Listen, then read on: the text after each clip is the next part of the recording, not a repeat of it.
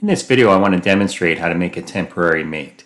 Currently, I have this rubber thread protector that screws on and off, so I'm going to screw it up so it's close to touching here, but I want to make sure it's touching sometimes. I want to make sure that this face and this face touch. But if I add a coincident mate and leave it on all the time, then the thread mate will no longer move. So this is why I'm going to call it a temporary mate. So to add this mate, I pre-selected this face. I'm going to rotate around, hold control, select this face. I'll release control and I'm going to make this mate coincident. And it's done. Next, I'm going to come over to my feature tree and I'm going to expand this part. I'm going to expand its mates and I want to rename this mate. So I'm going to do a slow double click on it and I'm just going to call it temporary coincident.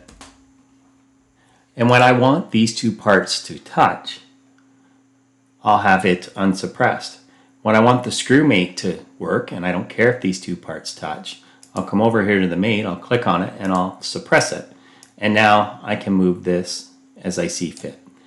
When I don't want that to move, again, I'll come back here to the mates, click on it, and I'll unsuppress it, and now the screw mate will no longer function.